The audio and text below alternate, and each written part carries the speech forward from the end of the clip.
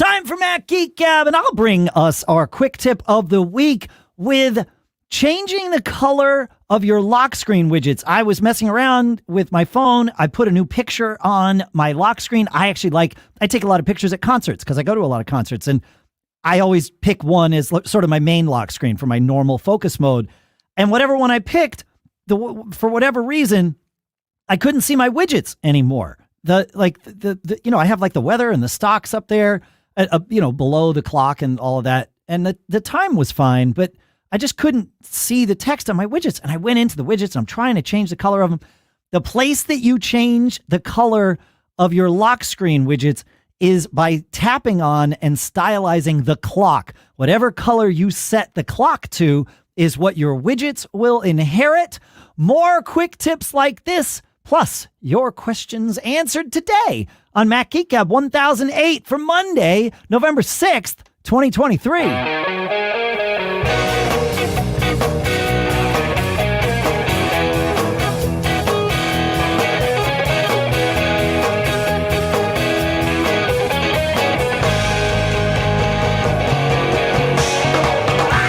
Folks, and welcome indeed to Mac Geek Gab, the show where you send in your quick tips like that, your cool stuff found, your questions. We try to answer your questions. We try to share your quick tips and cool stuff found. We share as many of them as we can in an order that makes it such that we are each most likely to learn at least 5 new things every single time we get together.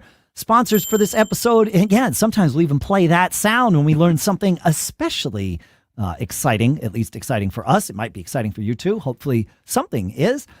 Sponsors for this episode include fastmail.com/MGG. That's where you're going to go to get 10% off your first year of the email provider that I've been using for 5, 6, 7 years. I don't know how long.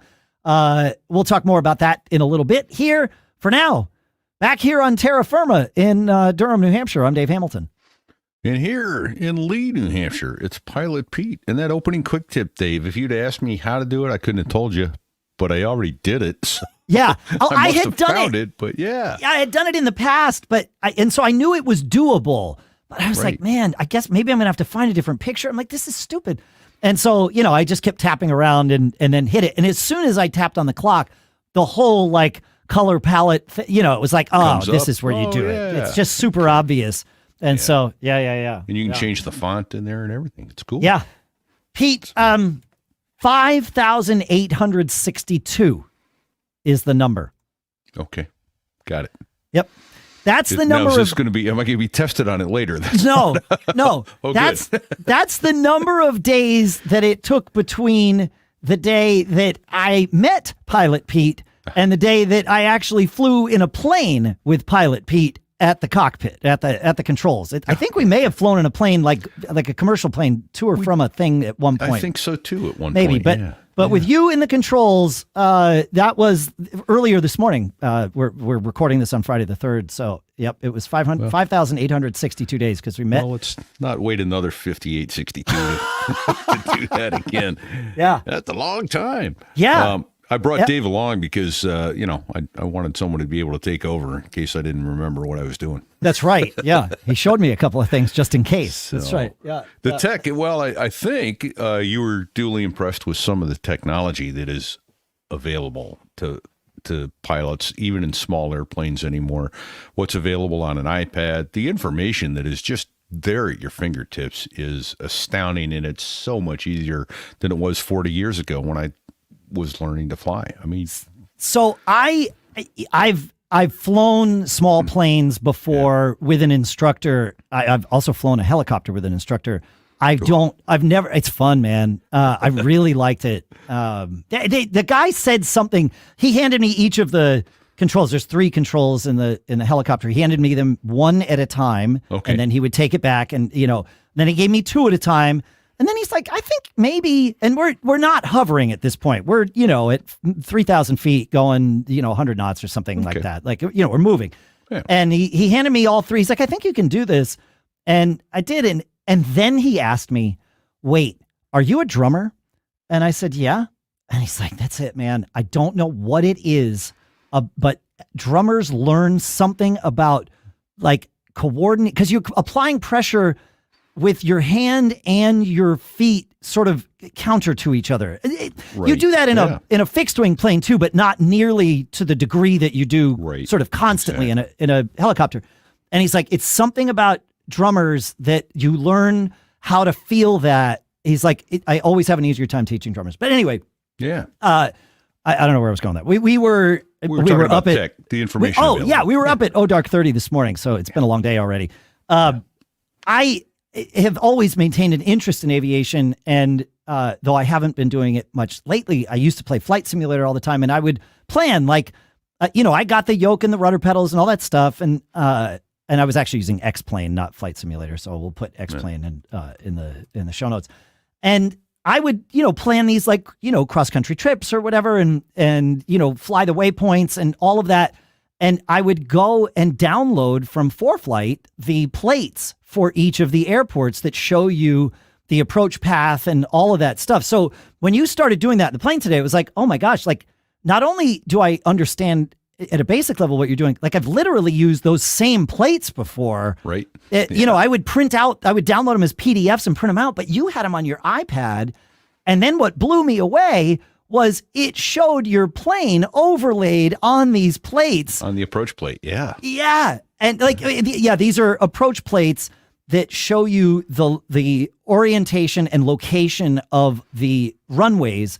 And then they also tell you what frequencies you need to tune your radios to. And they show you the approach path, get to this waypoint, and then, come in at this heading and do this, and you want to be at this altitude here, and all the instructions are right there. So I was intimately familiar with these things, and especially I flew to Lebanon, which is where we went today, from Pease and Rochester many times. So this was a flight that I had done. When you were looking back and forth at the plate to put in the waypoints, I almost just told you what they were because I knew. I'm like, Pete, I used to do this all the time. But it blew my mind to see how integrated it all is. And then it shows you all the planes around you. And this is just on a normal iPad. Right. With the ForeFlight app, correct? Exactly. That's exactly it. Yeah. And the ForeFlight it's a paid subscription, but for what you get, it's not very much. I want to say 140, 150 a year, something like that. I think it's even less than that, because I downloaded the app yesterday and it gave me a month free. I had never downloaded the app before, and it was like, oh my gosh, this is amazing. And it tells you, hey, look, you're approaching certain airspace, or you're approaching terrain ahead. You're too low. You got rising terrain. And then I had the Sentry, SENTRY, which gives me AHRS, which is Attitude Heading Reference System, and ADS-B, in other words, traffic around me. It gives me the traffic around me, the altitude, that sort of thing. And then finally, the most important thing, carbon monoxide detection. Oh, well, there's so you that don't wake too, up dead. as sort of a bonus, right? Yeah. But that thing was cool because you on your iPad, which you're able to affix to the yoke, the steering wheel, for those of you. Yep. He had his iPad right there on the yoke, and so there's this digital screen, obviously, because it's the iPad. In addition to all the normal instruments that you'd have in a plane that are kind of affixed to the plane, but then we saw a plane kind of crossing in front of our nose. I mean, it was a safe distance and altitude. It wasn't a problem, but that's our story, and we're stuck with it. You got it. And nobody else has to know any different. And you just tapped on that plane, which appeared on your iPad, crossing in front of us. You tapped on it, and it told us heading, airspeed, type of aircraft. It's you got the blood type of the pilot. Right, so, exactly. It was pretty low cool. oil pressure in the number 2 engine. Yeah. So we went over for, you called it a breakfast. The time of day. Breakfast. Jarhead breakfast, which refers to Marines. And so it was mostly Marines, and you were kind enough to include me in it today, which was great. But you Marines call that breakfast. At that hour, we computer nerds and musicians call it a midnight snack. Well, that started at 7 a.m., and it's a 45-minute flight, and it's a 20-minute drive from my house to the airfield. So you folks can do the math and figure out why I've been up since 4 a.m., and so has Pete. So No, but so it was a lot of 5 fun. I was glad you could come along and 5,862 days of pre-flight is what this morning was. So yeah. Exactly. Pete, you gotta. So like there was like, it's interesting how much of the tech that we all talk about on this show and obviously use day in and day out has these purposes. And I was like peripherally aware that you could use an iPad in a plane. I just never. It blew me away. How? Yeah, in fact, we call it at the airline. We call it EFB, electronic flight bag. Right. So you remember 15 years ago, pilots walking around with those great big leather cases, and they had all their Jepson binders in there.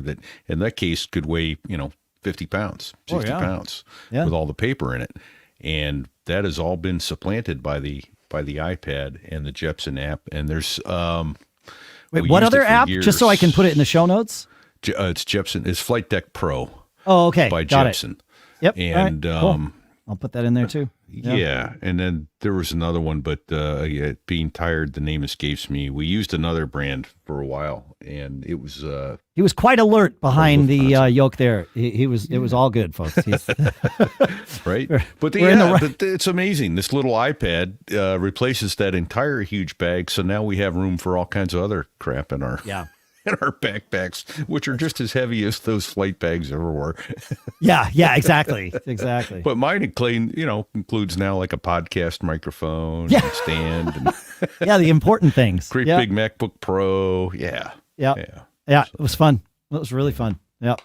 All right, you got a quick tip for us, Pete? I do. And of course, my phone I'm using is my camera right now, so I can't describe it as I do it. But if you press and hold the globe at the bottom of the iOS keyboard. Okay, so I'm typing a new mail message. There's a globe in the lower left-hand corner. Yep. Press and hold that. It should come up, and you should be able to see basically a little left, center, or right icon. And so by doing that, if you press, say, the left one, you can hold the keyboard shrinks itself to the left side, and you can type or swipe with your holding the phone in one hand. Right. And type, so you aren't having to reach all the way, especially if you've got like an i15, monster iPhone 15 phone. Pro Max, or any of the Max phones. You need either really long thumbs or you got to hold it with two hands. And this allows you to pull the screen over to the left or the right, and you can type the entire keyboard with your thumb. Amazing. One hand. I knew about this. I've gotten my phone into that mode recently, and I forgot how to do it. How did I do it? Exactly. Yeah. And more importantly, how do I undo it? Well, the good news is, and I think this is new, but it might not be. When you put it into that mode, if the keyboard is if you choose to put the keyboard on the left side, or you accidentally put the keyboard on the left side, on the right side will be a little sort of right-facing caret that you can, or chevron or whatever that we're supposed to call that thing, like a greater than sign, that you tap and it reverts it to a full-size screen. So there is an obvious hint right there on the screen. You don't need to know the magic incantation. But this is one of those reminders of hold down, tap and hold on things. Don't just, tapping does one thing. Tap and hold can do another, and that can be kind of fun. So yeah. Henry has our next quick tip for us. He says it's a little convoluted. If you use Photo Shuffle for your iPhone's lock screen and you see a picture and then want to know where it is in your photo library, here's how to find it. Go into Customize mode by holding down on the lock screen image and then clicking Customize. Okay, so like we were talking about at the beginning of the show, right? You're going to customize things. Then select your lock screen on the left. Tap the button in the lower right corner, the round one with 3 dots. Okay. This brings up a menu, and at the top is the option Show Photo in Library. Tap that, and it brings you 2 photos right to that picture. So simple and intuitive, says Henry. Be careful not to alter any of your lock screen settings as you navigate through this. Don't get caught. Yeah, man. I've wondered about that because, if I have my phone in lock screen shuffle mode or photo shuffle mode, it's like, oh, wait, where's that from? And it's not like the I'm used to my Apple TV where here's another quick tip, by the way. Yeah. If you're on the screensaver on Apple TV where it drone flies you through, various locales around the globe, if you want to know what it is, just tap lightly. Don't click, but tap lightly on the center of the like directional pad on your Apple TV remote, and at the bottom of the screen, it will float up and show you details about the location where that footage is from. Nice. Yep. Nice. So, yeah. Fun. So press and hold then is also a good thing. And then the other, along those lines, you can set your photo to change based on your focus mode. Yes. Well, your whole lock screen change on your focus yeah. mode. Yeah. Yeah. And that's nice because you can look at your phone and tell whether you're in the mode you want to be in or not. I feel like I've just had this conversation on this show. So it must have been, was it with you in a pre-show or post-show, or was it with Jeff and Adam on episode 1007? I don't know. I feel like I'm having deja vu. It was the last 2 minutes because I listened to everything but the last 2 minutes, and I got home and went. So maybe it was with you. I don't know, but yeah. And the handy part about that is you can also change your watch's face to do the same thing. Oh yeah. And then you really just know, and it's a good reminder that, oh yeah, you're still in podcasting focus mode, Dave. So you might want to not be in that, because podcasting focus mode basically makes it so that Pete can get through to me. That's it. Yeah. Exactly. Pete, Shannon, Paul Kent. That's it. Those are the people. And there's somebody else, but definitely not my family. Yeah. So yeah. Kent has our next quick tip. Kent says, I suspect this is something that has affected only a minority of iPhone owners, but after upgrading to iOS 17, my wife's My Card somehow changed in contacts to a different contact. A bug for sure, but how does one go about changing it back? One would think you would go to the contact card for yourself and just tap Make This My Card. That's kind of how you do it on the Mac. There's a menu item, and but on the iPhone, it's different. You have to go into settings, like the settings app, then scroll down to contacts, go to My Info, and from there you can pick your entry in your contacts list. So yeah, this is another one of those things. Like, it's a perfect quick tip because, man, sometimes you don't know. You know it can be done, but where is it? Why can't and thankfully, I find it? Sometime back, Apple got on board with, so you didn't have to have two cards that are, one's my share card and one's my regular one. When you go to share a contact, even like if I wanted to share Dave's contact information with somebody because they wanted to talk to him about Backbeat Media, I can, take off his wife's birth date or, whatever. Whatever you want. Yeah, you get to pick. Select items. And it remembers that. Oh, okay. There you I don't go. know if it remembers it for another person's card, but certainly for your card, when you go to share that, it remembers what you have selected as the things you want to share. And the next time you go to do it, all those same things are selected. You can obviously change them if you want, but it does remember them. And this is really handy for the new feature that I cannot remember the name of, where you tap two iPhones together or whatever and they share contacts. It honors those settings. So it used to be Bump, but that was a separate app. That was a separate app. Yeah. Apple seemed to, I think they acquired it and then and pulled that in. Let's go with that. Let's go with that. But all you have to do is smack the two phones together at the top and and then you can start sharing things. Nice. One last quick tip for now. I was going to say for this episode, for this segment, is that in macOS 14.1, so I'm saying this right? Yeah, Sonoma 14.1. Yes. Okay. I just get confused with iPhone, iOS 17. Like, it's like, dude, can we Once all I started going to cities in California, I couldn't keep up. The cats, for some reason, I could keep straight. The locations in California. Sonoma 14.1, the latest released as of the moment that we're recording the show. They have brought in the Messages app, tapbacks are now front and center. It used to be that you had to right-click on a message. If you were going to do it with your mouse, you'd right-click on a message, choose tapback, and then pick the tapback that you wanted to send. Now, you can do that. The option is still there, but right above it, are the graphics of all of the tapbacks. So you just right click on a message and right at the top, you will see, you can select from the heart and the thumbs up and the thumbs down and, the haha and all this stuff. I wish they would let me customize those like every other messaging app lets me customize those. But, we're getting somewhere and I like it. It's, moving forward. I love it.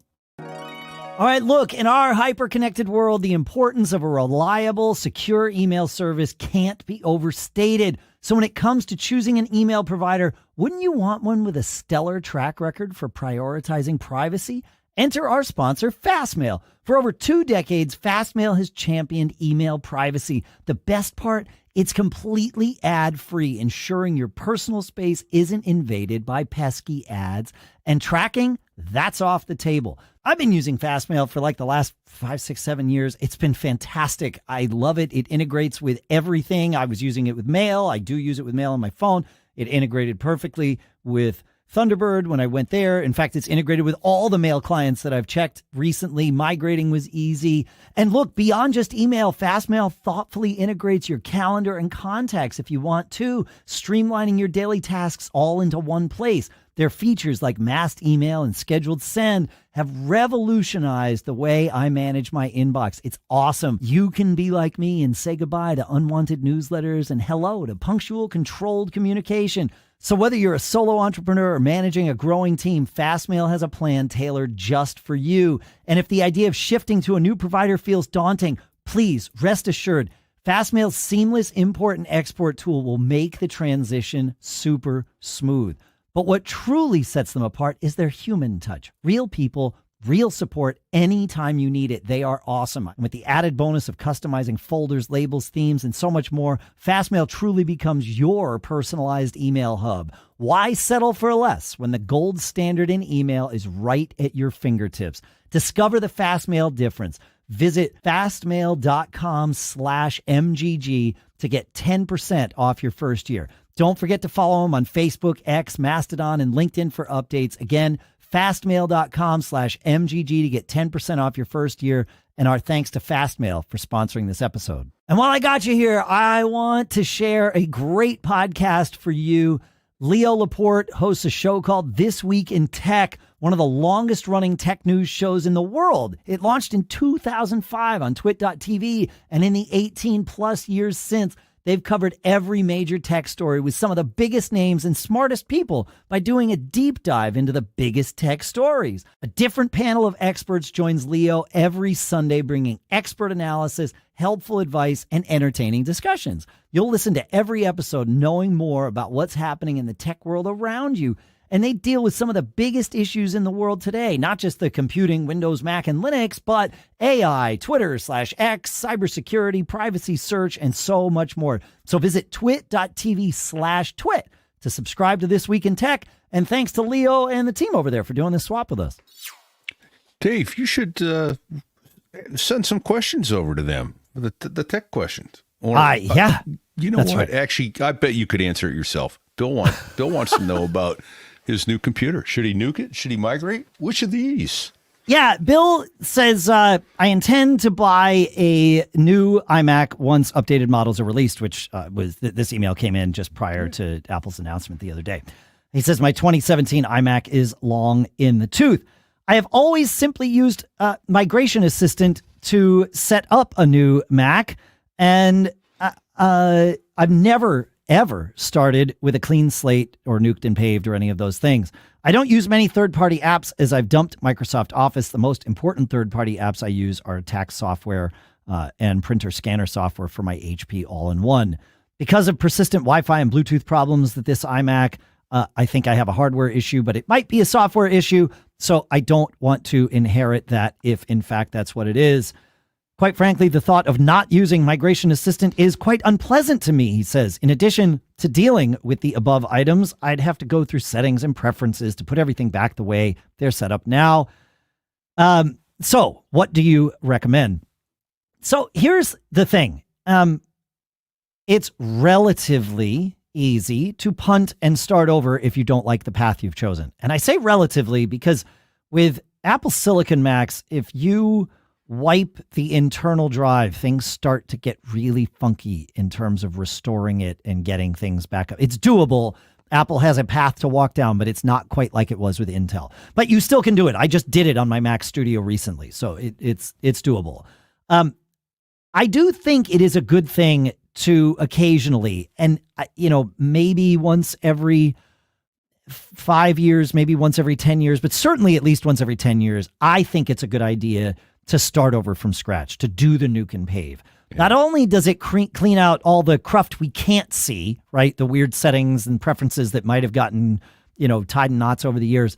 It also cleans out the cruft we can see, right? Specifically, all those apps that we have, emotional attachment to, but we don't ever actually run anymore.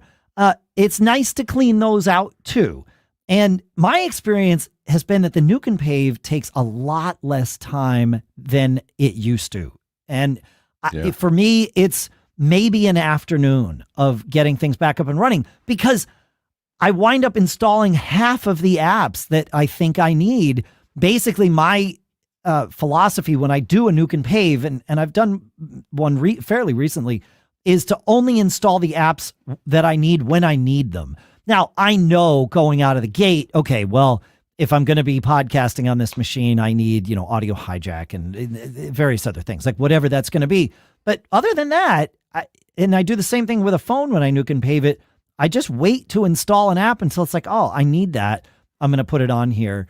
And it keeps things cleaner longer. I will eventually fill it all up with crap again. It's who I am. But it's nice to know that I'm starting from scratch. So there's that. But just as much, and the thing is, with nuking and paving, yes, to Bill, to your point, you're going to have to go through and tweak all your settings again. That's not necessarily a bad thing either, because there's probably some options that weren't there the last time you made the decisions that you made about how you want to have things configured. So this gives you an opportunity to kind of think about those and be a little more intentional about it instead of just taking momentum. Syncing, and I talk about, syncing being iCloud Drive, certainly, right? But also whatever mail client or mail service you use is likely to be a syncing type engine, right? It's all stored on the server. Your clients just connect to it. Think about, it's like, oh, I got a new phone. I just, logged into my mail account and all my mail was there. Well, the same thing's going to happen on your Mac, right? So, if you have things in the On My Mac folders, those you would need to manually move over. But like so much of our data is synced with the cloud now that you wind up pulling a lot of that stuff around. I would move my mail folder over. I would, in home, library, mail, I would move that whole folder to a new machine and then launch mail. It'll see it, it'll upgrade it. And that way you have everything, including all of your mail settings, if you don't want to have to go through setting all that stuff up again. Similarly, I would move my photos library over and point to that. I would move my music library over and point to that. And you can do that with a computer connected with a Thunderbolt cable. You can do it with a computer connected over a network, like whichever way you want. As simple as nuking and paving has gotten because of all of these things, Migration Assistant is also pretty darn good these days, and I don't recommend against it at all. In fact, I wind up using it more often than I would like to, because I'll wind up getting a new, like this year, when I wound up having to get 2 new computers right away. It's like lightning strike, surprise, go spend a bunch of money, you've got 2 new computers. Well, I would have liked to plan for that and have done a rebuild from the ground up. I'm not a patient person. Nobody has time for patience, Pete. Right. Exactly. And so I just migrated over and it was fine. Like, it works great. It's super efficient. So if it's been more than 5 years, I would strongly consider nuking and paving. Well, he said in his letter, never. That's the part of me that says probs. Yeah. I based on that, I would do it. And I think I told this story before on here, and I think it's been about 5 years now since it happened to me. Yeah. When I bought that 2018 16-inch MacBook Pro Intel. Yep. Great machine. Absolutely loved that machine until the M1 MacBook Air came out and smoked Well, it. you know. Yeah. But we won't talk about that here. Well, we might talk about that next. Well, Glenn's got a relevant question. Yeah, right. yeah. There's that. So, but Yep. the thing is I actually had two of those machines because it was so gooned up. I wound up taking it back to Apple, and they swapped the machine out for me. Yeah. And it wasn't until I did a Nuke and Pave that all my problems went away. The heavens opened up, Yep. and the angel smiled, and my computer worked again. I'd get the blue screen of death. It would lock up, the kernel panics, all that stuff. And it's like, what is going on here? And as soon as I got rid of Migration Assistant and went to a Nuke and Pave, everything was fine. So I was bringing something over from my old system. And so you're eliminating problems too, potentially. Yeah. I mean, in addition to cruft. You are causing yourself a little bit of, you're inheriting some headache with that. Just short term, because you've got to do the work to get it set up, but it's not as much work. At least it's not as much work as I convince myself it's going to be. Right. I used Migration Assistant when I moved to this Mac Studio. I probably did that because I convinced myself that a Nuke and Pave was something I didn't have time for. The reality is I did a Nuke and Pave on its predecessor last year before, and it was like a morning and then I was done. So it's just not that bad, especially if you got a backup again that you can just copy things over. That's probably the easiest way to copy your mail, your photos, your music, is to back up the whole drive, right? Or your data drive with like Carbon Copy Cloner, and then plug that drive into your new computer and copy the things over. That's going to truly be the simplest way to do that. Bill did ask about, his all-in-one printer and that sort of thing. You just got to check the drivers from the manufacturer. I think he said it was an HP. So, and they may or may not be compatible with the new OS. Like that's the issue. If they're compatible with this, if you're running Sonoma on your old computer, then they're going to work with Sonoma on your new computer, most likely. But I years ago replaced my HP all-in-one because I couldn't get Mac drivers for it anymore for the scanning portion. It still works great as a printer, but I'd had the thing for like 15 years. Like it didn't owe me anything, but it still works as a printer and a copier, and it's over at the house, and we love having a laser printer at the house. Like, so like, these things it's just how it goes. Yeah. Yep. Glenn, I mentioned, asked a question. He says, I've got an Intel Mac running with 1.5 of its 2 terabytes available. So he's using half a terabyte of storage. Okay. He's been on this machine for 2 years. Great. He says, I use this machine for work. It's my small company, and I run with 2 HP 27-inch screens, the Mac open on a pedestal, and my iPad as an extra screen in addition to that. I keep a lot of apps open while working: QuickBooks, Outlook, Slack, Fantastical, Apple Mail, ScanSnap, 1Password, etc., while bringing up other apps as needed, like Excel, Word, or PDF Elements. Looking at all of this, he says, I'm trying to decide between an M3 Max MacBook Pro, so one of the ones just released this week, and a I don't have a trackpad on this computer, so I can't scroll to the right, or at least not easily. And an M2 Max Mac Studio. And he says, I go to the office 1 day a week, and I need a laptop when I'm there because everybody else runs on a PC. And occasionally I need the laptop for other things that the iPad is not suited for. I've never tried to keep 2 machines in sync, which would potentially become more difficult if one of them is an Intel chip, he says. I don't think so. All the syncing engines are platform agnostic at the moment. He says, I think it would be a simpler choice if the Mac were, a M1. He says, it's nice to save money, but I'd rather make the best decision for the next 3 to 5 years for my thing. So I think based on what he's saying, and he needs a laptop, I think going with the laptop is the right choice. As I said, as far as syncing, really everything works quite well these days, keeping them in sync. We just mentioned that documents and mail and all of that are sort of naturally syncing. If you're using a third-party app like Dropbox, that's going to also do your syncing. If you've got two Macs, keeping your apps in sync is not something that happens automatically, but I love the app called Mac Updater from Core Code. Oh, yeah, right. It's so great. I run 3 Macs on a regular basis, right? The one here in the studio, the one in the office, and then my laptop, my Air. And by having Mac Updater on there, I can keep all the apps up to date so that when I go to run something that I haven't run for a while on one of them, it's not woefully out of date.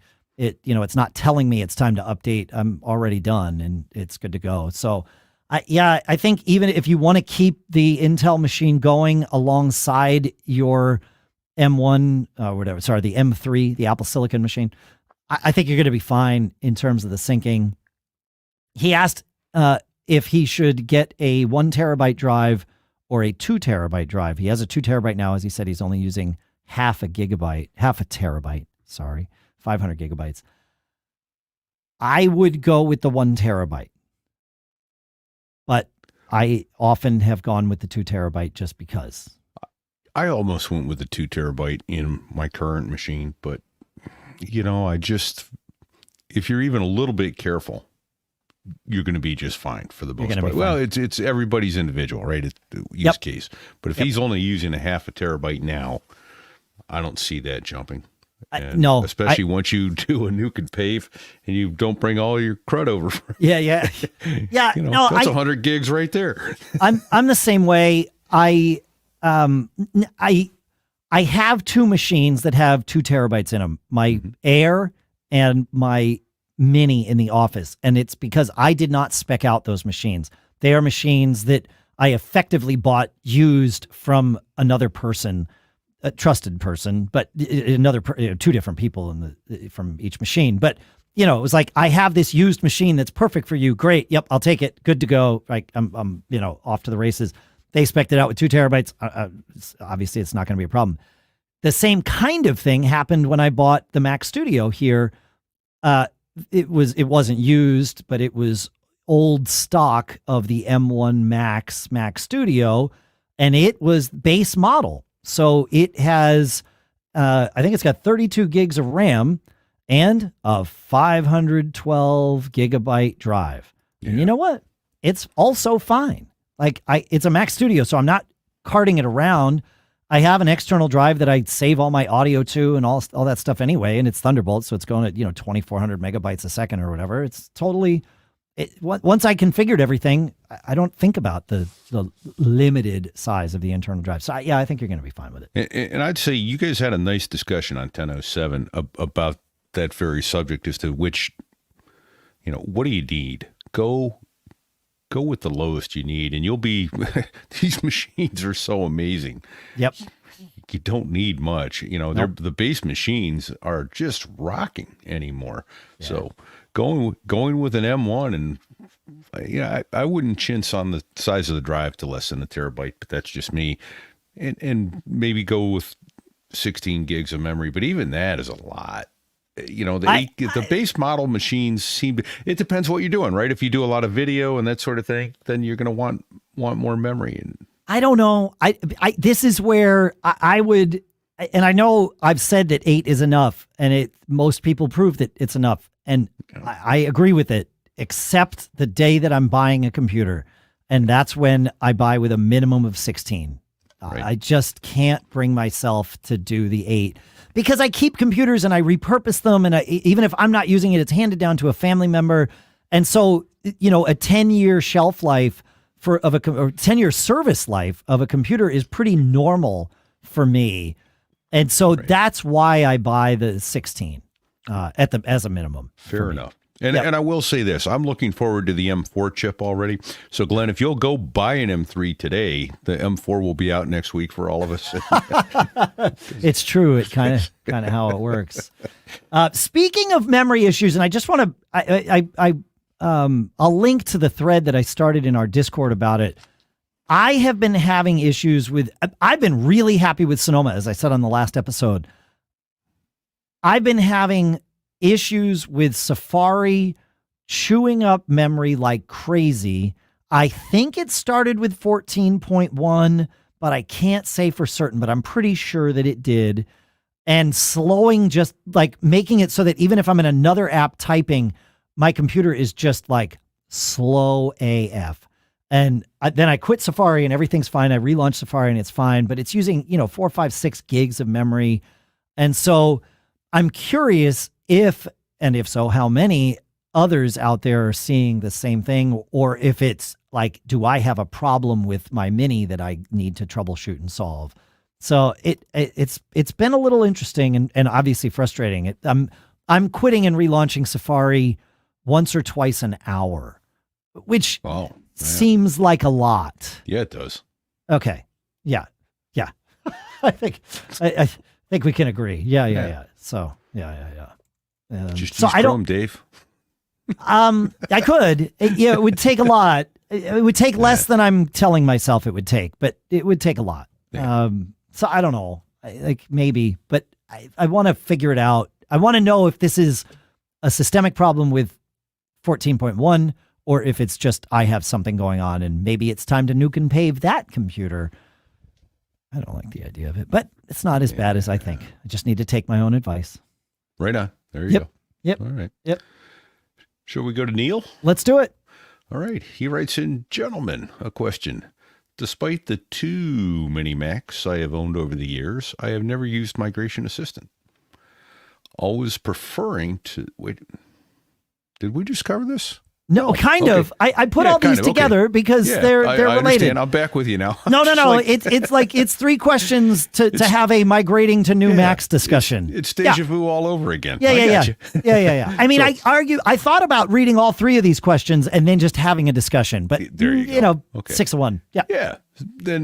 But always preferring to set up a new Mac by hand, installing and configuration configuring each application and configuration.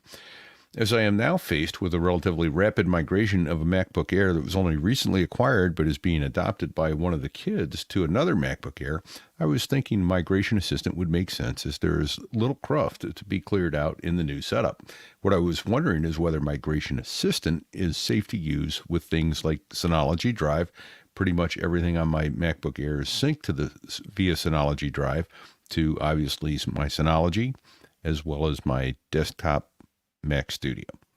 Can I expect things to just work, or would it be better to perhaps migrate only apps and then let Synology Drive bring down the data from the Synology on its own?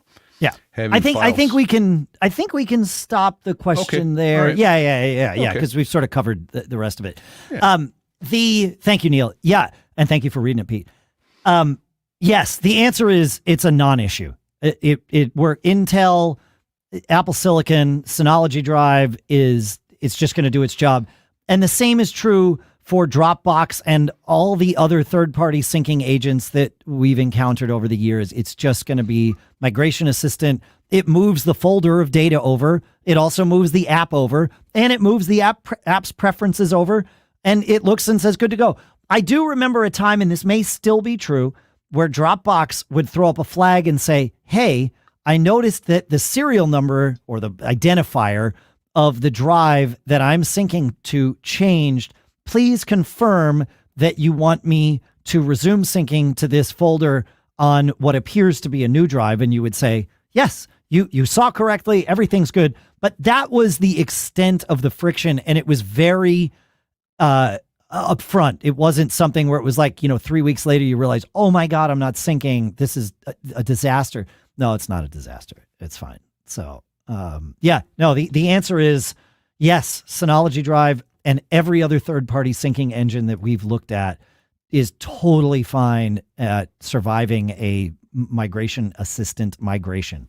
So yeah, clearly a lot of big brains spent a lot of time to make this work going from Intel to Apple Silicon. And that too, right. Yeah. But even just just from Mac to Mac, regardless. Yeah. It really is a non-issue. Yeah. So, good question. LockTutor in our Discord at macgeekgab.com/Discord asked, Has anyone found a truly awesome program to organize years worth of photos? I'd love to be able to browse through my photos and use a hotkey or something fast to quickly tag a photo as I'm going, or group of photos as I'm going through. Do you know of anything? Pete? Ooh, pick me, Dave. Yeah, yes, yeah. Pete. I see you over there. I got it. You may have heard of this. It's called Photos. And it I know really of this. is. They do an amazing job with this. The Apple Photos app, if you go to the window menu at the top, go to Window and then Keyword Manager when you've got photos open, or you could even hit Command K, and that will bring up the Keyword Manager. Then type a new keyword, or there's down at the bottom, you hit Edit Keywords. And let's say I have a son named Mac, M-A-C. Go figure. This is a word we all know. Yeah. So that's one of them. You type the keyword Mac and it comes up and boom. Well, but how to make it even faster? Well, you drag it up to what's called a quick group. So from the bottom of the keyword manager, you drag that tag up to the quick group. And then the M becomes the quick key in order to quickly tag. So any photo you select with the keyword manager open, then go into select 5 photos of my son. And I just then hit the M and it tags all 5 of those photos with the keyword Mac. This is amazing. I've never, you had queued this up in the agenda last week or something. And I was like, I don't know what the heck he's talking about. Yeah. Because I didn't know what the heck you were So we're talking looking about. at your screen. So take family and drag it up to the top. Drag it above the Well, keyword. I can't. No, that you're looking at an article I found on iDownload blog gotcha. about Okay. this So because what I you wanted would to do- visualize it. Yeah. So in order, if you were This to is do it, you amazing. take that tag and drag it up above the word keywords. Yeah, no, it's And like then just it becomes one letter. It would, in this case, it would probably be the letter F. F for family. And if you right? had another one that said friends, then it would probably default to R, being the next letter in the word, to quickly tag friends. And then you just start typing. And then, select 20 photos, hit the letter M, and those photos of Mac are all tagged with Mac. Which, of course, you don't have to do because photos would detect his face and probably do that differently. But maybe I get he what had you're his saying. back to me in that particular photo. But I know it's him anyway. I was blown away. Or, I didn't even know about the keyword manager. Like that's where I'm starting with this. The quick tag thing, like that makes perfect sense if there were to be a keyword manager.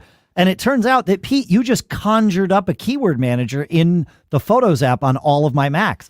Because until you mentioned it, I had no idea that it existed. So You're welcome. We ring the bell. Yeah. Thing. Yeah. Yeah. I've been using it for years and love it. Absolutely love it. They've done a really nice job. So, yeah.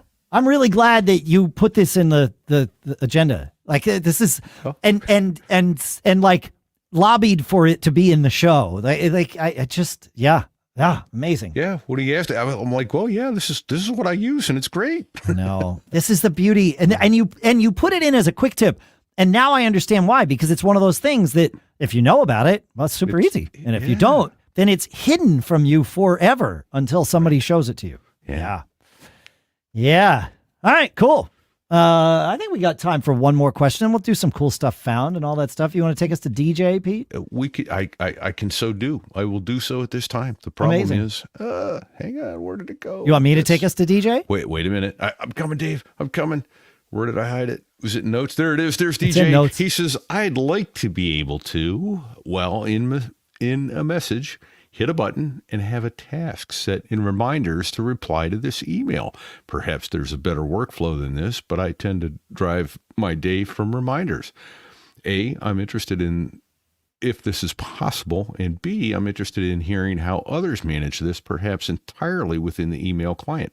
Thanks for any feedback. By the way, I'm evaluating the Postbox client, and this was one thing I was looking for and didn't find. Okay, I know that there are relatively straightforward ways of doing this in Mail. Do I have Mail open on this computer? I don't, and I don't want to launch it for fear of screwing up my See audio. you next week, Dave. But it really does depend on the Mail client, and you're saying that Postbox does not do this. So I start thinking about shortcuts, right? What is the hour? Well, what I start thinking about is how is this app integrated with macOS frameworks? Does it directly support shortcuts or AppleScript? If it does, then you could probably trigger something to take the data about the highlighted message or script something to take the data about the highlighted message and then create a reminder from that. That would be doable with either AppleScript or shortcuts or even a combination of the two. Triggering such a thing is not built into macOS. We don't have a way of like pushing a button to trigger a script like we do on, say, iOS. However, we do have third-party apps to do that. And I use Keyboard Maestro all the time to trigger shortcuts or Apple scripts or even just other things inside of apps. So you could, I would look at this from a technologically agnostic way. So making sure that you can do whatever you need to do without it needing to rely on the app integrating with the Mac, right? So you create a workflow where you copy something to the clipboard, right? The subject of the message, whatever you want it to be, and then use Keyboard Maestro to invoke whatever you've created. And what you would create is a shortcut that will create a reminder with the text from the clipboard. And this is pretty simple. You use shortcuts. You say, get the contents of clipboard, and then, create reminder and pump the contents of the clipboard into the reminder note, and like you're good to go. If your mail client lets you copy a URL to the link to that message, which you can do in like Mail, but I don't know if you can do in Postbox, then that could be in your reminder as the URL, and then you would just click it and it would bring you right back to the message. But that depends on whether the mail client allows you to do that. And then you just trigger it. And it's very similar to what we do here to process the show. In fact, DJ asked this question in Discord. And so what I did, I posted a little answer in Discord to get the conversation going.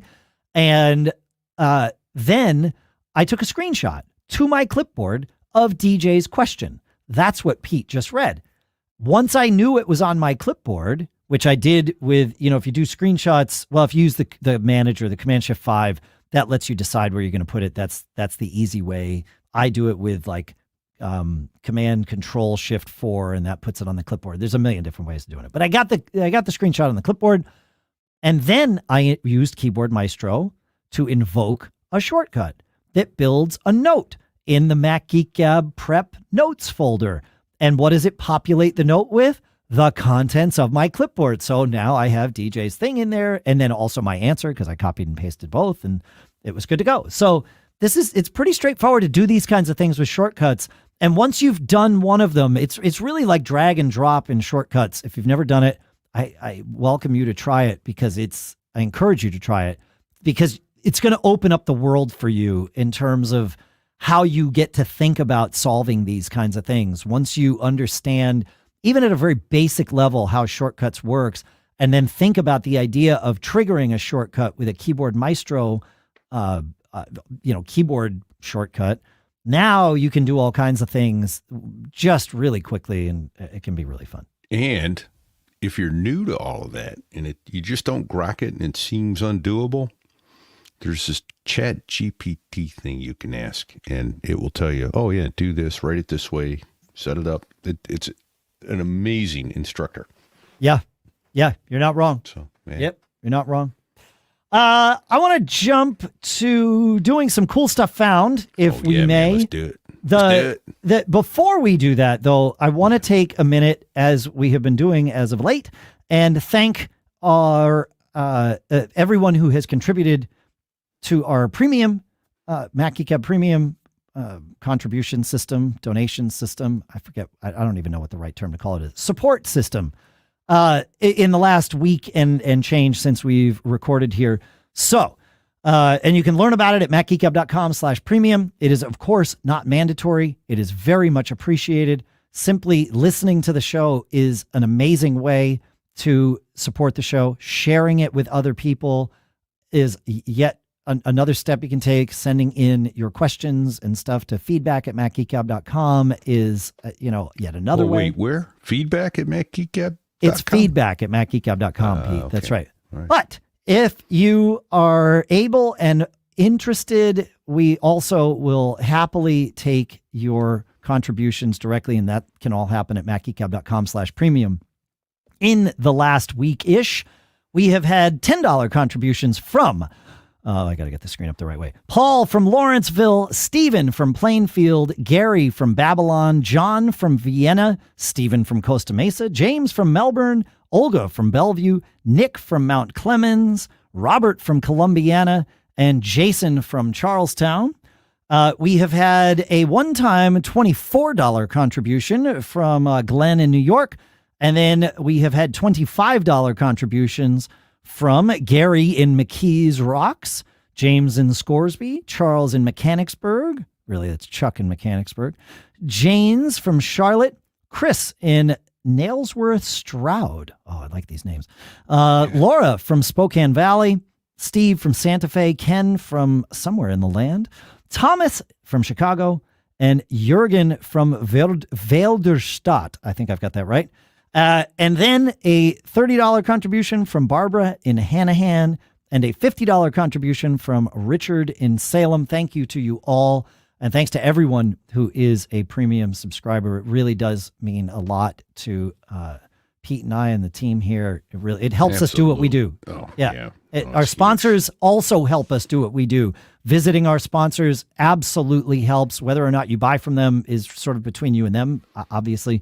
But simply, our job is to convince you, encourage you, entice you to visit them and learn more. And hopefully we can do that. And that, you can help us that way too. So it all works together, and we get to keep doing what we do here. And I love doing what we do here because we get to share quick tips. We get to answer your questions, and we get to do cool stuff found. Now, if you aren't donating to the show, we're about to cost you some money. That's right. Yeah. Some of these things are free. Some are. Yeah. And the first one comes from Andrew, who says, I know you like BB Edit for removing formatting from copied text, Dave. There's an app that I use all the time for this and have done for years. And it's so cool. I felt I had a moral obligation to share it. It is called Plain Clip from bluem.net. Of course, everything is linked from macgeekgab.com. Plain Clip is a faceless app. When you run it, it removes formatting and other stuff from the text on your clipboard. Oh, nice. To invoke it, you can click on its icon in the dock or call it up with Alfred or Spotlight or however you like to launch apps. However you invoke it, when you do, you don't see anything happen at all. But then when you paste, all the formatting is stripped out. You don't need to have Plain Clip running. It quits itself instantly. So this is a one and done.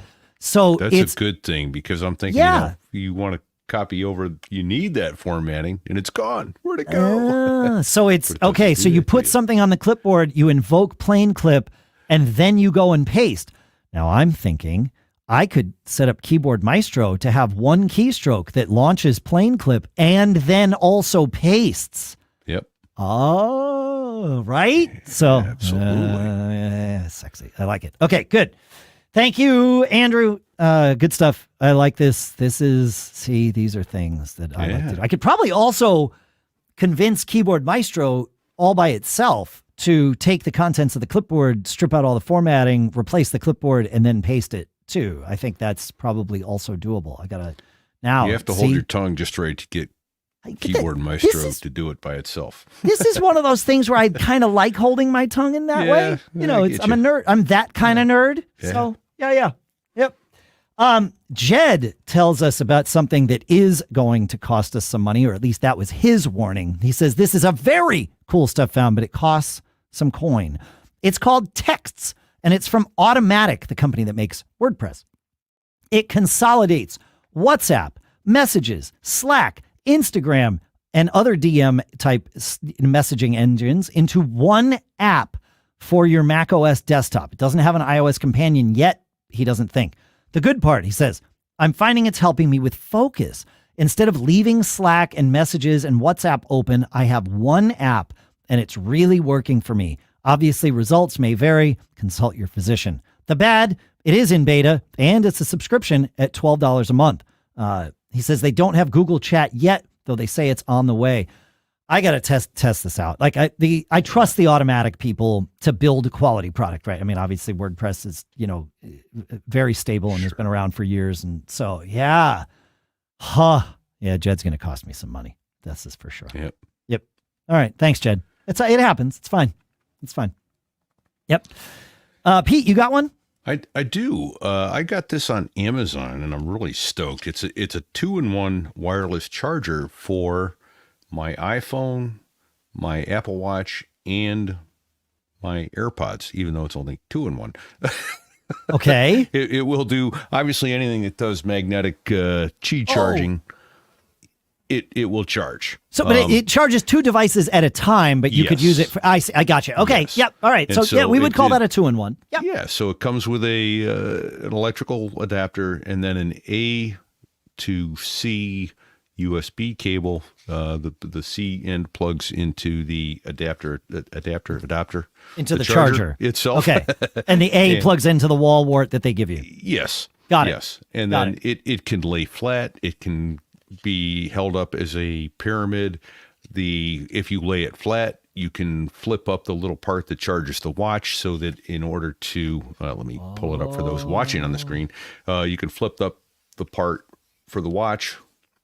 All right, so it lays flat. This reminds me of kind of the old Apple thing that they don't make anymore, where there were like 2 circles and one of them did your watch and one of them did your phone, right? Exactly. But this takes it to a different place, because the part that does your phone has a magnetic ring. So while I'm sure, how much is it?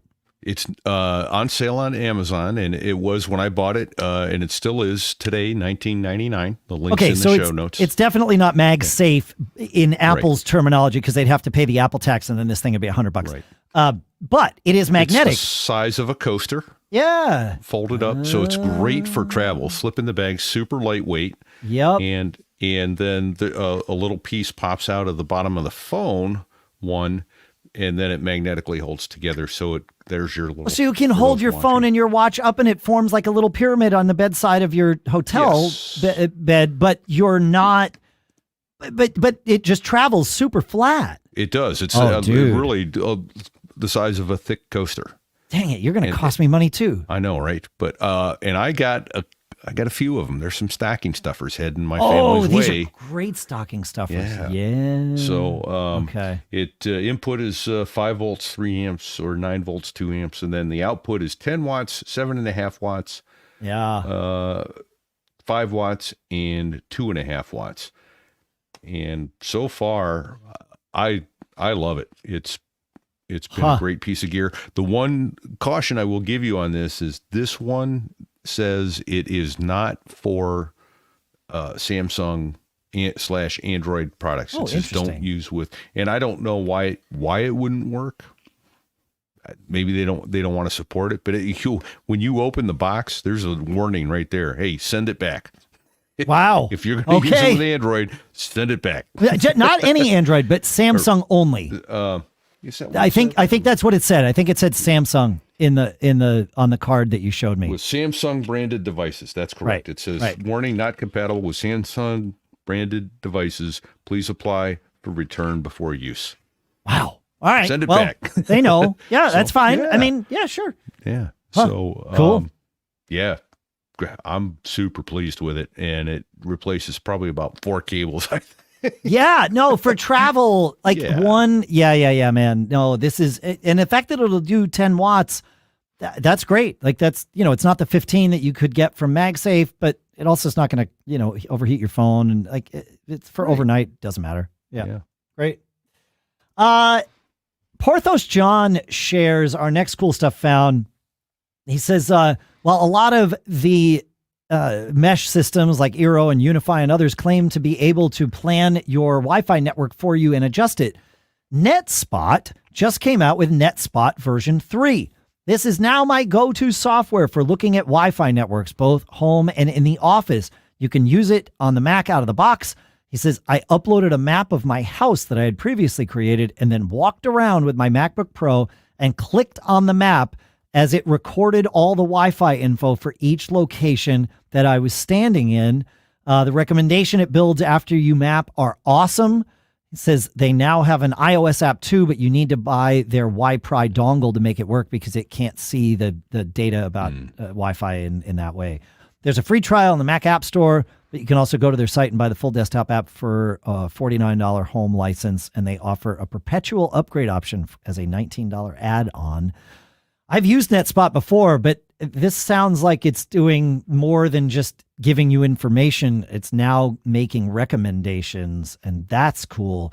I also asked Porthos-Jon, what did you create the map of your home with? Because that is something I don't have.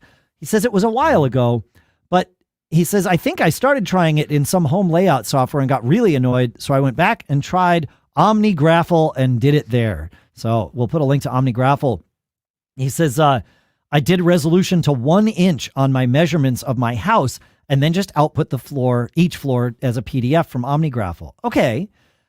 What's interesting is he says, and obviously that's going to take a little bit of work to go around your house with a tape measure and, measure it out. Although, your iPhone is going to get close. The Measure app on your iPhone is actually pretty cool. Yeah. I wonder, wait a minute. The iPhone can do this. If you know of an app that you could run on your phone and measure your house, let us know. Feedback at macgeekgab.com. And if you don't know of that app, let us know and we'll try and convince somebody to make it, because I would pay for that app. Like, that's going to save me hours of trying to build this in OmniGraffle. Right. Not that OmniGraffle is difficult, but to sort of wet your whistles about this, he says, I did that a while back along with vertical renders, so that whenever we do any project in the house, if it involves the size of the floor or wall space, I have all of it already calculated at my fingertips. Having just gone through two bathroom remodels and still in the midst of a freaking kitchen remodel, I want my kitchen back. We haven't had a kitchen since September, so it's been a little while. It's been a minute. I would have loved to have these measurements somewhere where they're just stored. In fact, I know we had the kitchen professionally measured because you have to when you're, buying cabinets and speccing it out. And I need to take that and capture it somewhere so that we have it. But I need to do it for the whole house. While you were talking, I went and I looked, and it looks like there might be a couple. Okay. One's called Magic Plan. It says it's the #1 residential contractor app for the field. Instantly create and share floor plans, field reports, and estimates on site. And then another one looks like RoomPlan. Okay. Which is more of an augmented reality. All right. Swift API that utilizes the camera and LiDAR scanner on the iPhone and iPad to create 3D floor plan of a room. RoomPlan looks to be an Apple developer framework. Oh, yes. Like, is this an app or is it the framework of the app? I think it's the API framework. Yeah. Okay. But then there's Room Planner below that. Got it. That was just a quick Google. Yeah, no. All right, we'll put the links for those in the Room Planner is the 3D interior design app. Okay. Yeah, so it would be, I'm really curious. We'll mess with some of these and you can too, and let us know. So I did note I had one, and I forget the name of it now because it made me delete it when I went to the iPhone 15, because the camera on that thing is amazing, by the way. The 15 Pro. But it was a cool camera app. I could take a picture. It would stitch together. It would just have you stop, move a little bit, stop, and you could do 360 overhead down to your feet and turn around in the middle of the room, and then when the picture was done, all you had to do was move your phone around. It was like you were standing in the room looking around. Oh. And but it's gone now. They've stopped development on it. But I wonder if there's any more like that. But, but let us know. Doesn't give you the measurements. There's all of these things are technologically possible. Sure. So let's say Jim has fun in Discord. Says, at my work, we have this 3D camera that makes walkthroughs and lays out the rooms of a building as a floor plan. And it uses an iPhone app called Matterport, Matter port. Okay. So we'll put a link to that in the show notes too, simply so I feel like we've mentioned Matterport before. It sounds familiar. I would have thought Matter had something to do more with the whole Yeah, I think kit. this app has existed long before the term matter was applied there. Oh, yeah, there you go. All right. Yep. I have one last cool stuff found. It's something I found at Pepcom. I was there about a week ago, and it is the new GE Sync CYNC bulbs that have dynamic effects. These are smart bulbs, and I've got one of the just sort of normal size bulbs. It's $20 for the A19 bulb. I think it's an A19. Whatever your normal bulb is. And it's a Wi-Fi bulb. You launch the Sync app and connect it up to your Wi-Fi, and then you can control it with the A-Lady and all that good stuff.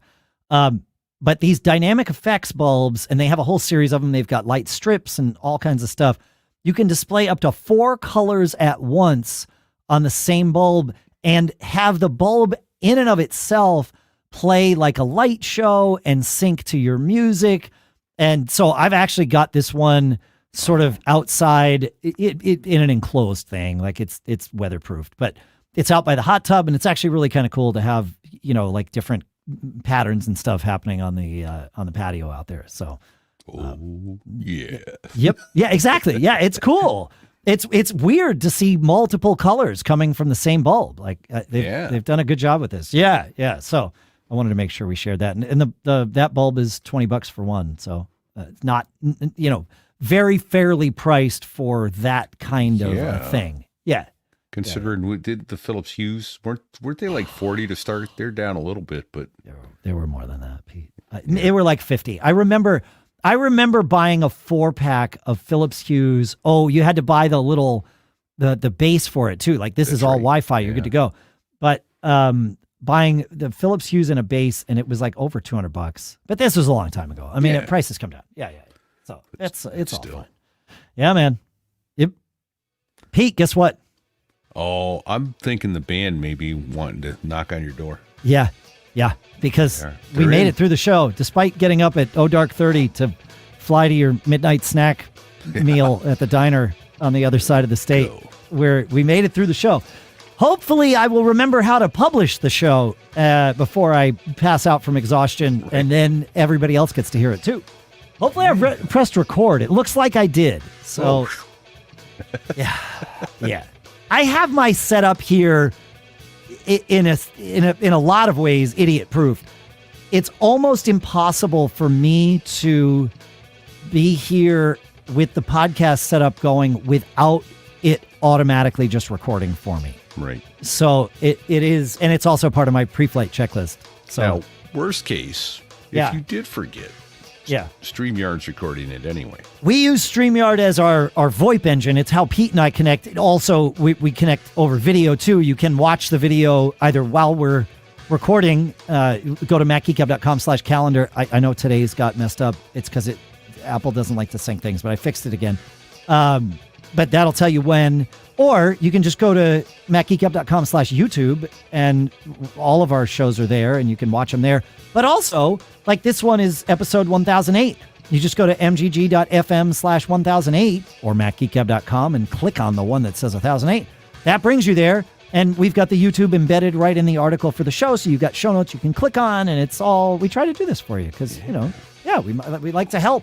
It's like the whole point is to learn something and be able to click on links and go and do stuff. And so we like to make it as easy as we can for you. In fact, my ask of you for this week is to go to macgeekgab.com and sign up for our newsletter. We do not spam you. We simply send out the show notes as an email every week. So you don't even have to go to the website. The links are literally right there in your inbox to all of the stuff. You get to pick which ones you're going to go and click on and research. And, I said before, you can visit our sponsors. Our sponsors' links are in the show notes, so therefore they are in the email right there. Makes life super easy. The only thing we don't do is open your jaw and jam it down your throat. Yeah, because that's not our style. Right no, we get them right to you. All you have to do is open your mouth and eat them because they come right to you. Served. That's right. They're served. They're served right up. So please go sign up for that newsletter. And we do keep you posted about things like the the hangouts that we do, every, let's say 6 weeks. That seems to be about what the schedule is. Whenever we do them, though, you'll learn about them there. We try to keep you posted on that kind of stuff, but it's low volume and no spam. We promise. It's not. But I like spam. Well, I want you can spam in mine. You want me to come over and shove spam in your mouth, Pete? Spam.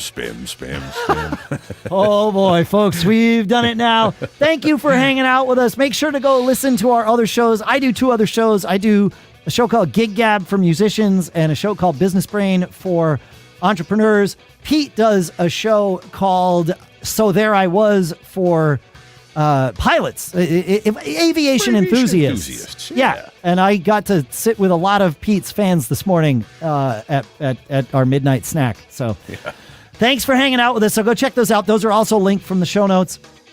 And go and thanks to Fastmail at fastmail.com. Fastmail, not .com. Maybe it is also .com, but I think they told me to say, what did they tell me to say? Fastmail.com. Yes, /MGG. Get 10% off your first year. Thanks for hanging out. Good stuff. Yeah, go share the show. Tell someone else about it. Yeah.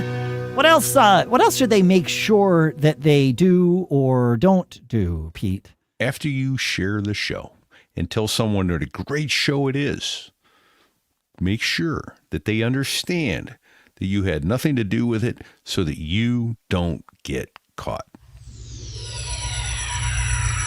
Made on a